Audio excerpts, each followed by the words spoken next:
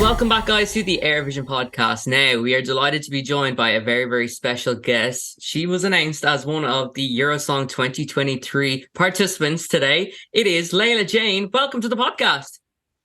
Thank you so much. Happy to be here. It's great to speak with you. You must have had a crazy day between getting announced and all the fans swarming your Instagram accounts and everything like that. It must be crazy. Yeah, there's been a lot of that swarming and it was kind of even more crazy because I literally shot the last bit of the music video last night, and the editor had to get all the editing done last night, and then I had it ready to go for 10 a.m. this morning. Wow. So, yeah, straight into fun. it. Fair play, my God. So before we get into Eurosong and talking about Wild, tell us a bit about your background. Yeah, so I graduated from BIM, the music college here in Dublin, in 2019, and I was very lucky to have been awarded the Imelda May Scholarship to do that. And I just kind of have been networking in Dublin and busking a lot. And over the lockdown, I recorded an EP and then recently released that. And yeah, I've always been into it started off with blues music as a teenager, but I've always loved pop as well. So I guess I kind of got really into the roots of music. So I kind of began with blues and everything. And yeah, I've just been gigging and have gigged in the UK, and I've been to America and done a few gigs over there because obviously I love the music there. But yeah, I love making music in Ireland, and it's just very creative and fun. You're busking on the streets of Dublin often as well. I've seen your YouTube videos online as well that seem to go down really, really well. That must be great to kind of take in the atmosphere of Dublin. Yes. And yeah, I really love it. It's so nice to have that interaction with the public, every week. I try and go as often as I can, and I've just got such a lovely response that I've been doing it for a good few years now, and I love Dublin, living here for 7 years, so it's like my home.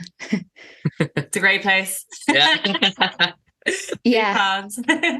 Leila, can you walk us through your journey to Eurosong and applying? Where did you hear about it? How did it come about? What made you want to apply? Can you tell us a bit about that? Yes. Well, it hadn't crossed my mind to enter Eurosong.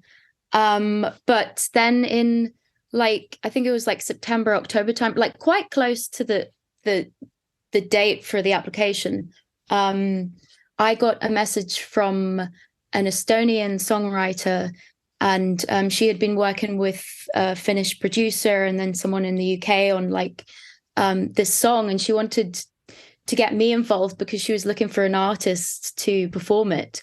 So, and the reason she found me was because she'd seen one of my videos on the busking channel on YouTube, so Dublin City Today. So she asked me to collaborate with them on this song, and I just was yeah, it sounds great. I love your ideas, and I was able to get the vocals recorded for them quite quickly and just send them over. And it was, yeah, I was busy with a lot of my own stuff at the time, so it was kind of just quite natural just to collaborate because I'd done a lot of it recently anyway, so I was kind of in the flow of doing that sort of thing.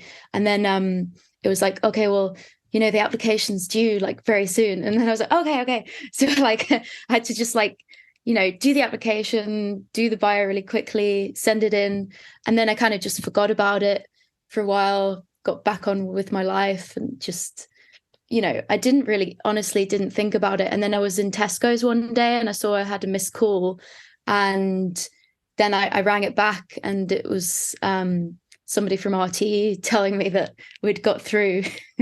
So yeah, I was oh my God, whoa. now it's on all full speed ahead. So What a So way to really, find out. it started in Tesco, the real part of the journey. Yeah, because that's when I found out that, okay, this is real. This is happening now. Yeah. Yeah. Brilliant. And had you been a fan of Eurovision before at all, or? Yes. So I suppose as a child, I did watch it a few times with my parents. And I remember a couple of occasions where we really got into it and like would write down our own like votes for each song, like, and have a chart and then make a vote. So like I do have some quite fond memories of it. And I also know that my dad is like, it's like all my dad's family knows that he's like really obsessed with Eurovision, but he wouldn't want to admit it or anything. So of course, when I told him that I got through to Eurosong, he was just so chuffed and over the moon. So yeah, like it was good. And I just think it's such a great community to be involved with. I love the vibe of Eurovision, and I think it's so amazing that it's just focused on the song, and you can kind of be your own artist as well, which is kind of unique for these competitions where you kind of maybe have to fit into a certain, I don't know, vibe or whatever. But I feel like I can really be myself and do the best for the song. Yeah, Absolutely. it's really open. And I think a great thing for a lot of artists is when you're in the national selection sphere, whether people go on to Eurovision or not, you're like in the Eurovision family forever. Like people will have found you in your music, and people who really like what you do will always follow you. So I think that's a really amazing thing. And speaking of your song Wild, could you tell us a bit more about it? Yes. So Wild is a song about female empowerment, and which is great. Like I can so get behind that. And it's, I suppose for me, I love it because it's kind of like a love song, but it's not like every other love song that's like, I need you, like, why can't you be near me? Like, I want you. It's like, no, actually, you know what? I need some space, and, I can do things pretty well on my own. And it's kind of just about self-reliance and embracing the wilderness, and not being afraid, which is pretty much what I'm doing right now with going for this Eurovision thing. So it's very relatable, I feel. No, definitely. And I love the way you describe it in your press release. It's a song that you can cry to, but also bop at the same time, which is a really, really good mix. And it's kind of bang in the middle of not being too sad, but also being fun at the same time, which is really, really good.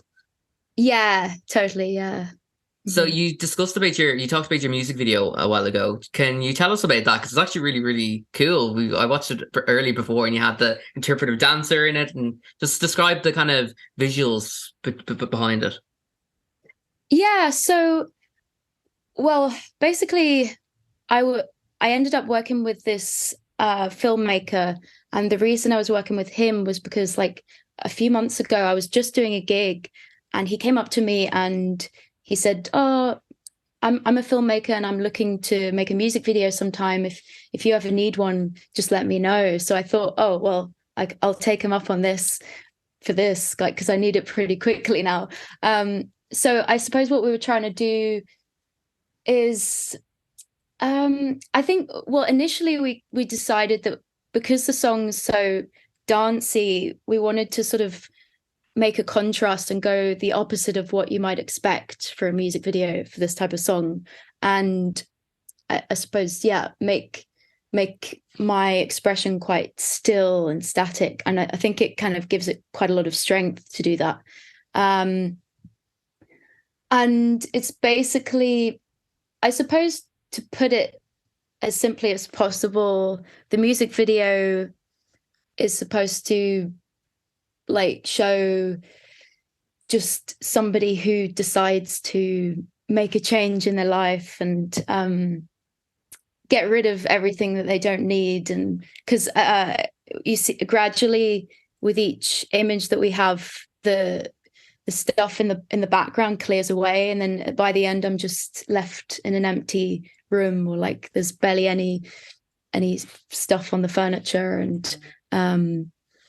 And it's me watching this interpretive dancer on the telly that is supposed to like initiate this inspiration to like make my change. And it's quite, yeah, like it's quite endearing, and it's just about like deciding to not care what anyone else thinks of you as well, and kind of, it's quite quirky. That's really cool. So you've told us about your visuals in the music video, and we know you probably can't say too much and we've got a few weeks to go, but could you give us any clues about Eurosong and your performance? What could we expect? Something similar, or? Yeah, well, I suppose like one clue is that the dancer that's in the video that I'm watching on the telly in the music video will be involved in the final performance, which is nice. So it's kind of like slowly coming together, and there will be some dancing involved. Okay, so kind of full circle. Okay, I like it. It all ties together. Very good. Really, really nice. Yeah. So finally, Leila, what would it mean to represent Ireland at Eurovision? Imagine, Friday, February 3rd, you were announced as the winner. What would it feel like to head to Liverpool and represent Ireland? Well, it would just be a great, like, I would be very excited, and it would be an amazing honor. And I would just feel so happy to be, I don't know, to be part of the whole thing. And it would be just amazing. And also for the fact that I'm kind of with a team of people, I just feel so happy for everyone that's helped me with this thing and pushed me to like get it together. So it would be quite an achievement, I think. Yeah. Absolutely. My God. But well, Leila, best of luck for Eurosong. We can't wait to tune in, and we'll be flying the flag for you if you make it. And of course, we'll be keeping tuned to what you've got coming up in the future with more projects and more music. And it's great to see an artist like yourself participate in Eurosong. And yeah, best of luck anyway. Well done on an amazing song. Thank you so much. Such a pleasure. Thank you. I only